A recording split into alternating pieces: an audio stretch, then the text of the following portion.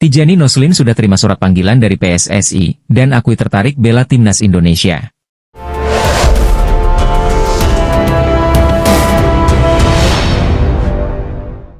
Salah satu pemain keturunan yang diinginkan PSSI membela timnas Indonesia, Tijani Noslin akhirnya buka suara. Tijani Noslin akhirnya mengakui jika saat ini tengah dihubungi PSSI untuk membela timnas Indonesia.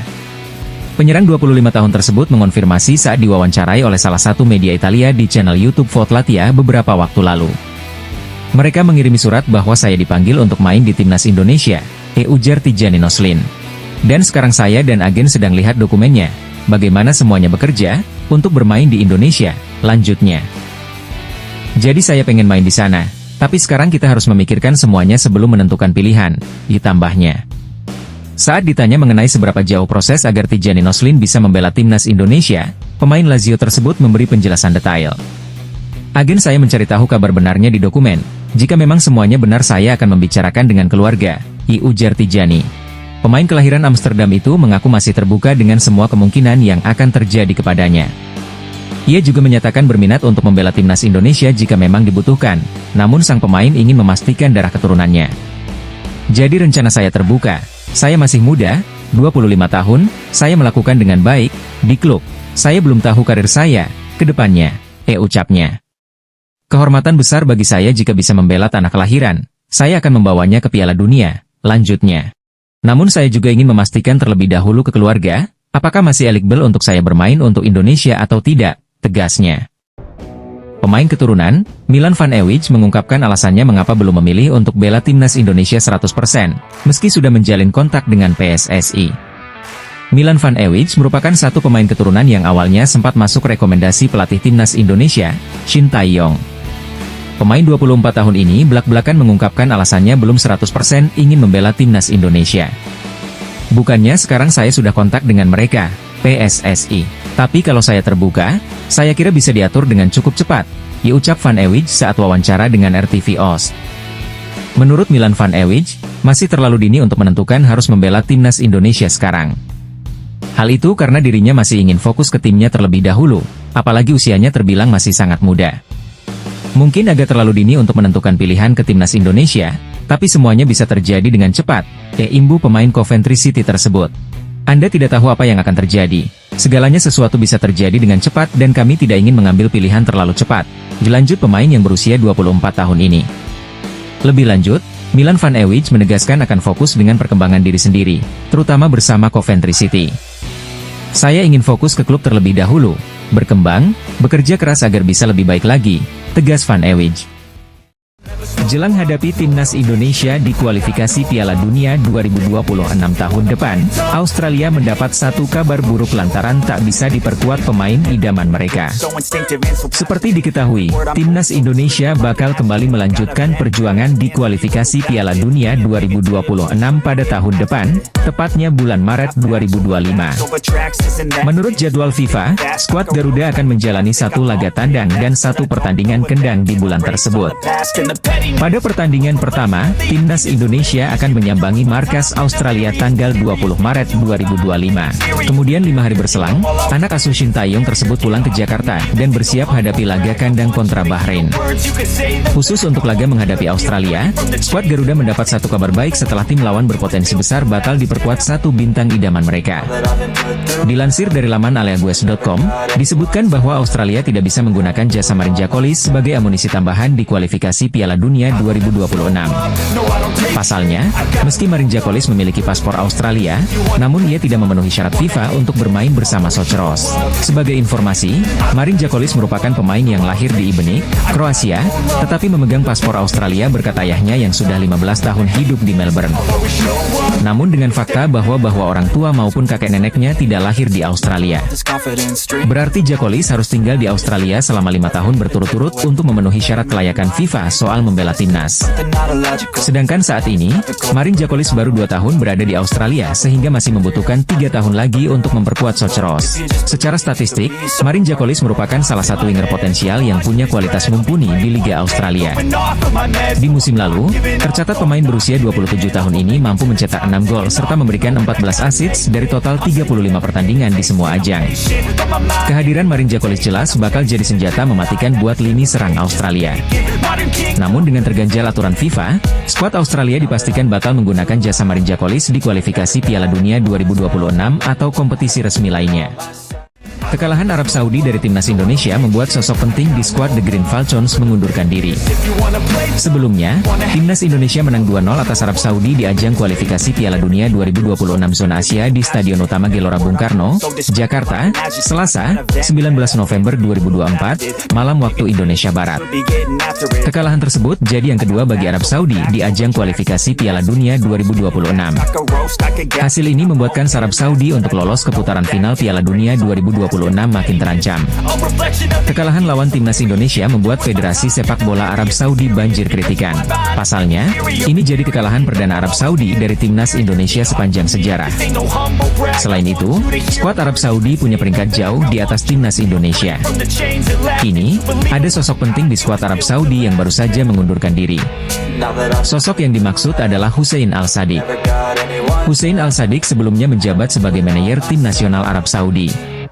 Pengumuman tersebut disampaikan di akun Twitter resmi milik Arab Saudi. Manajer tim nasional Hussein Al-Sadiq meminta maaf kepada Dewan Direksi Federasi Sepak Bola Saudi karena tidak melanjutkan posisinya di tim nasional selama periode mendatang, ditulis akun resmi tim nasional Arab Saudi di Twitter. Menyampaikan terima kasih kepada Dewan Direksi Federasi Sepak Bola Saudi untuk periode yang lalu di mana dia bekerja. Dewan mengucapkan terima kasih kepada Al-Sadiq, tambah tulisan akun resmi tim nasional Arab Saudi. Mengapresiasi karyanya selama ini dan mendoakan kesuksesan dalam karirnya. Selanjutnya, Hussein Al-Sadiq sudah menjabat pos manajer tim nasional Arab Saudi sejak era Roberto Mancini. Meski Roberto Mancini terdepak, posisi Al-Sadiq masih aman. Meski begitu, Al-Sadiq benar-benar mengundurkan diri usai kekalahan dari timnas Indonesia. Arab Saudi masih memiliki peluang besar untuk lolos ke putaran final Piala Dunia 2026 secara langsung. Pasalnya, tim berjuluk The Green Falcons tersebut masih memiliki 4 laga. Arab Saudi kini duduk di posisi keempat. Tim asuhan Hervé Renard tersebut mengantongi 6 poin dari 6 laga. Salem Al-Dawsari masih terpisah 1 poin dari Australia di posisi kedua. Karena itu, kesempatan untuk lolos ke putaran final Piala Dunia 2026 masih terbuka lebar bagi semua tim di grup C. Ragnar Oratmanguwen mengaku tak menyangka bisa bermain untuk timnas Indonesia. Dia menyebut, mimpi masa kecilnya berkarir di kancah internasional kini terwujud. Ragnar merupakan salah satu pemain naturalisasi timnas Indonesia. Meski begitu, bukan berarti Ragnar merupakan orang asing di skuad Garuda. Ragnar memiliki darah merah putih dari sang kakek, yang pindah dari Maluku ke Belanda pada tahun 1950-an. Lahir di Belanda, Ragnar kecil tak pernah menyangka masa depannya bakal berlabuh di timnas Indonesia. Pasalnya, pemain FC Vidender itu sebelumnya selalu terpikir akan membela timnas Belanda. Saat saya masih kecil, saya pikir menjadi pemain internasional akan menjadi hal yang luar biasa. Awalnya saya memikirkan tim Belanda, karena saya tidak tahu kalau saya bisa bermain untuk Indonesia, kata Ragnar. Namun, Ragnar tak kunjung mendapat pemanggilan dari De Oranje, julukan timnas Belanda. Hingga berusia 25 tahun, pada 2021, Ragnar yang menyadari punya keturunan dari Indonesia, mulai melirik skuad Garuda.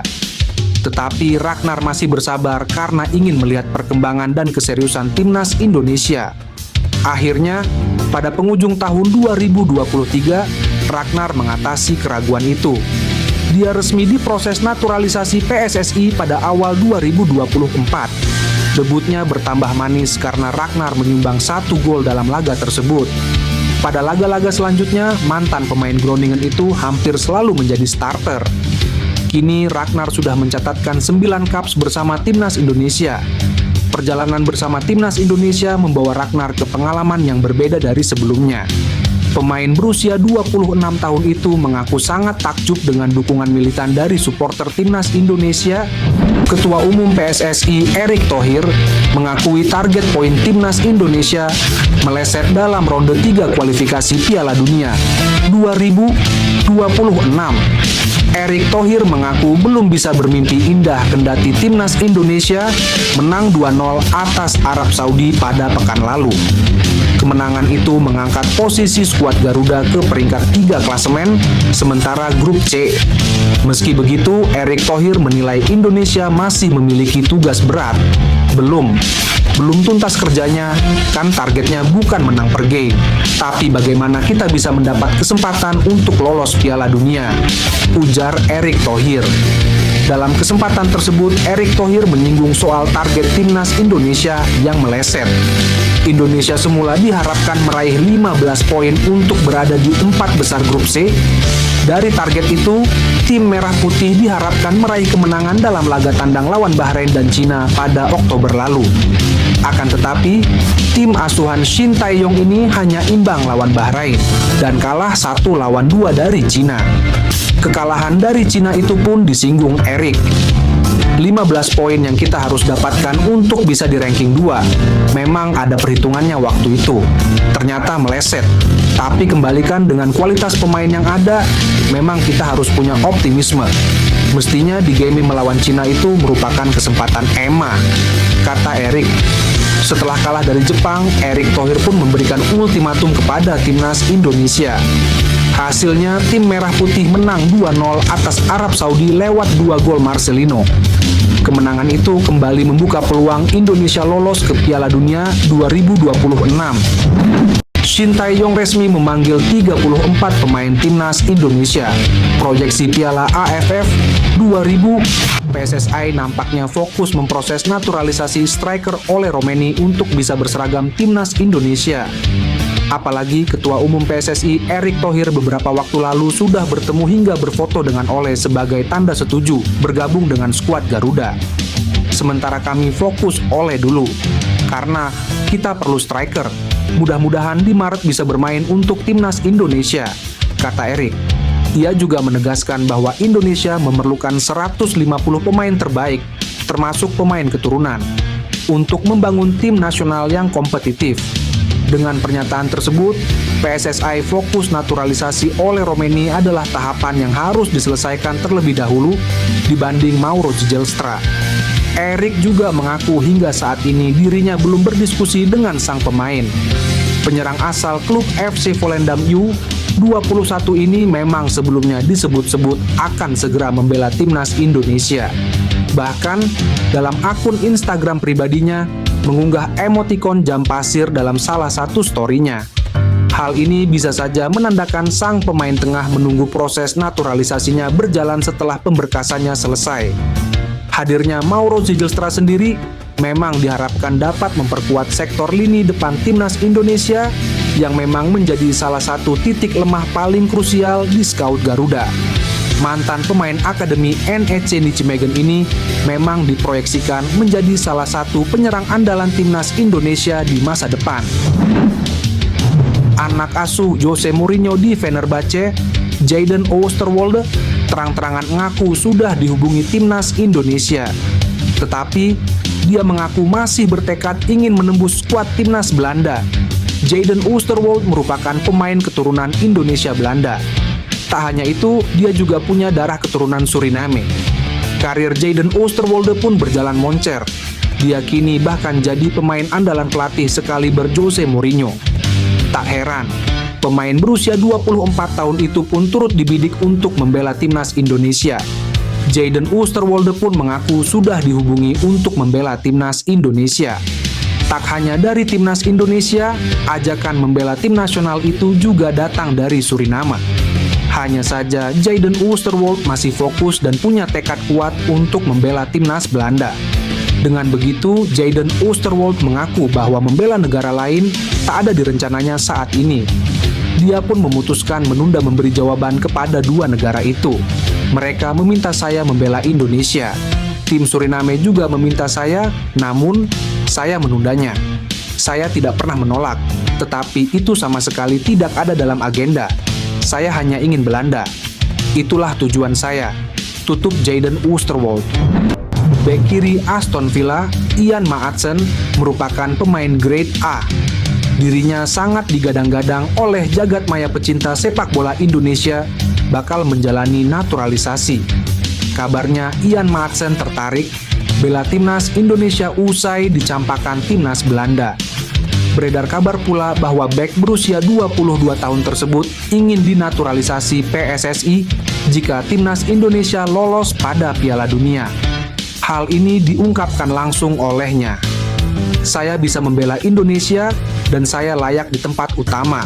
Keputusan akan saya ambil jika timnas Indonesia lolos Piala Dunia. Ungkap Ian Maatsen yang ramai beredar di media sosial. Maatsen memiliki garis keturunan Indonesia, mempunyai darah Jawa dari ibunya. Lahir di Vlaardingen, Belanda pada tanggal 10 Maret 2002. Walaupun besar dan lahirnya di Belanda, Maatsen memiliki darah Jawa Suriname. Ketua Umum PSSI Erick Thohir mengatakan Presiden Prabowo Subianto akan membantu pendanaan untuk kebutuhan timnas Indonesia sebesar lebih dari 200 miliar rupiah. Memang terakhir saya dipanggil Pak Prabowo. Pak Prabowo komit angka yang lebih besar lagi. Kalau kemarin 120 miliar rupiah, beliau bilang bisa bantu di atas 200 miliar rupiah, kata Erick. Erick juga menyampaikan, untuk surat bantuan pendanaan secara tertulis telah dikirim ke Presiden Prabowo dan Menteri Keuangan Sri Mulyani Indrawati. Kendati demikian, PSSI juga tidak mau pendanaan timnas Indonesia dibantu 100% oleh pemerintah. Sehingga PSSI bekerja sama dengan pihak ketiga untuk mensponsori skuad Garuda. Sejauh ini ada sekitar 19 merek ternama yang mensponsori timnas Indonesia. Sebelumnya, Ketua Umum PSSI Erick Thohir mengatakan, jika pihaknya kini telah mengumpulkan kurang lebih dana sebesar 400 miliar rupiah untuk kebutuhan timnas Indonesia.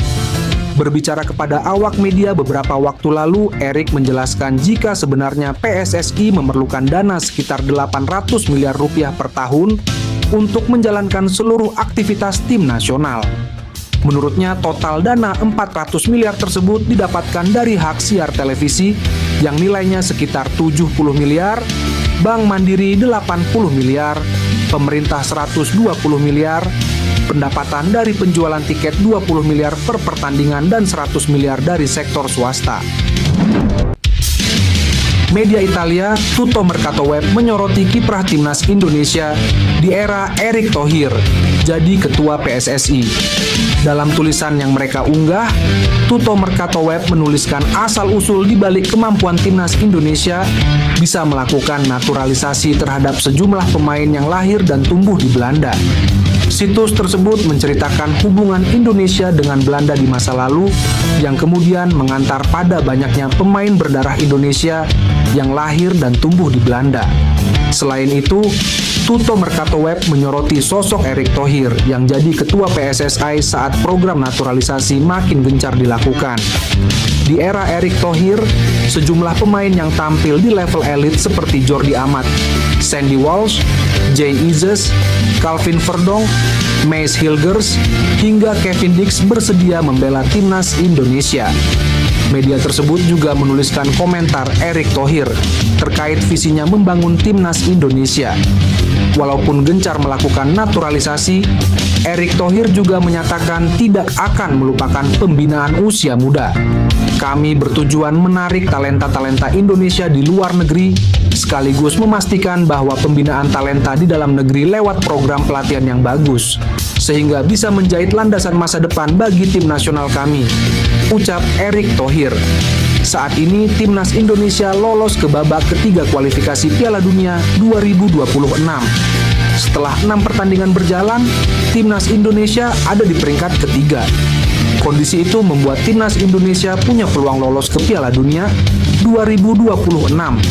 Dua tim teratas di akhir klasemen akan langsung lolos ke Piala Dunia, sedangkan tim peringkat 3-4 bakal melanjutkan perjuangan ke babak keempat kualifikasi Piala Dunia. Penyerang keturunan Depok Miliano Jonathans mengaku belum kepikiran membela timnas Indonesia di tengah banyaknya dukungan agar ia membela merah putih. Hal ini diakui oleh penyerang milik Vitesse Arnhem itu dalam wawancaranya bersama media Belanda, Voetbalzone. Saat ditanyai soal apakah dirinya punya pikiran bermain di timnas Belanda U21 atau timnas Indonesia, Miliano Jonathans menyatakan dirinya belum memiliki pikiran tersebut. Belum sih, jujur saja. Saya sudah pernah bahas soal cerita Indonesia itu. Itu juga yang orang-orang terus tanyakan, jawab Miliano. Penyerang berusia 20 tahun itu menyatakan bahwa dirinya baru pulih dari cedera dan saat ini tengah fokus ke karirnya di level klub bersama Vitesse. Tapi saya sudah bilang ke mereka saya baru pulih dari cedera, jadi musim ini saya ingin fokus ke Vitesse dulu dan ingin tetap fit sebaik mungkin. Tambahnya, jebolan Akademi Vitesse itu kemudian memastikan dirinya akan mengambil keputusan setelah merampungkan musim 2024-2025 bersama klubnya. Bukan tanpa alasan Miliano ingin fokus ke klub terlebih dahulu, ketimbang memikirkan negara mana yang akan dibelanya di ajang internasional. Pasalnya, dikutip dari Transfer Market, Miliano sempat absen lama akibat menderita cedera ACL yang memaksanya absen selama 243 hari atau hampir setahun pada musim 2023-2024. Sejauh ini kepercayaan diri Miliano pun seakan kembali setelah dirinya tampil moncer di Eerste Divisie atau kasta kedua bersama Vitesse. Di musim 2024-2025 ini, Miliano telah tampil sebanyak 13 kali bagi Vitesse di Eerste Divisie dan berhasil menjaringkan 8 gol serta 3 assist. Berkat catatannya itu, Miliano pun terpilih sebagai talenta terbaik Eerste Divisie 2024-2025 dan beberapa kali masuk dalam Team of the Week. Bek timnas Indonesia yang sudah lama dicuekin pelatih Shin Tae-yong, Elkan Bagot bereaksi dengan kemenangan timnas Indonesia. Timnas Indonesia berhasil menorehkan prestasi membanggakan di kualifikasi Piala Dunia 2026 zona Asia. Dengan mengalahkan Arab Saudi 2-0, skuad Garuda kini kokoh di peringkat ketiga klasemen sementara grup C. Prestasi ini menjadikan Indonesia sebagai negara Asia Tenggara dengan perolehan poin tertinggi di putaran ketiga kualifikasi. Kemenangan atas Arab Saudi membawa Indonesia mengoleksi 6 poin dari 6 pertandingan. Shin Tae-yong dan anak asuhnya masih memiliki peluang besar untuk meningkatkan prestasi. Dengan 4 pertandingan sisa, Indonesia berpeluang besar untuk lolos ke putaran keempat kualifikasi, bahkan berpotensi lolos langsung ke Piala Dunia 2026. Jika berhasil meraih posisi 2 besar di klasemen akhir, timnas Indonesia akan kembali ke panggung sepak bola dunia setelah absen selama hampir 1 abad. Setelah momen itu, Marcelino Ferdinand pun pajang foto selebrasi kemenangan timnas Indonesia ke akun Instagram pribadinya. Postingan itu diserbu oleh kebanyakan pemain timnas Indonesia keturunan seperti Kelvin Verdonk, Justin Hubner, hingga Jay Itzes. Namun ada satu hal yang spesial, Elkan Bagot ikut memberikan respon. Elkan Bagot memberikan tanda like di Instagram Marcelino Ferdinand. Sayangnya, Big Elkan tidak memberikan komentar. Beredar kabar bahwa PSSI akan menambah 7 pemain naturalisasi. Informasi ini bocor dari kertas yang berada di meja sekjen PSSI, Yunus Nusi. Yunus Nusi membagikan foto bersama Marcelino Ferdinand yang moncer ketika laga timnas Indonesia versus Arab Saudi. Menariknya di foto tersebut, netizen salah fokus ke kertas yang ada di meja kerja sekjen PSSI tersebut. Pasalnya, ada 7 nama pemain keturunan yang diproyeksi untuk naturalisasi. Sosoknya pun jadi perbincangan di media sosial.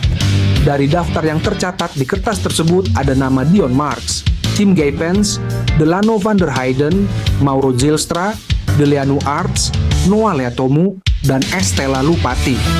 5 pemain putra diproyeksi untuk timnas kelompok umur, dari U20 sampai U23.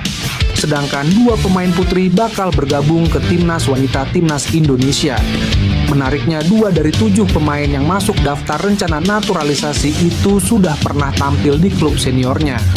Mereka adalah Tim Gaypens serta Delaney Arts. Tim Gaypens adalah pemain yang baru dikontrak FC Emmen. Usianya yang baru 19 tahun sudah tampil dalam 11 pertandingan di Keuken Kampion Divisi atau kasta kedua Liga Belanda. Sedangkan untuk Delaney Arts adalah pemain NEC Nijmegen. Ia pun sudah merasakan bermain di tim senior, tapi musim lalu sebanyak 3 laga.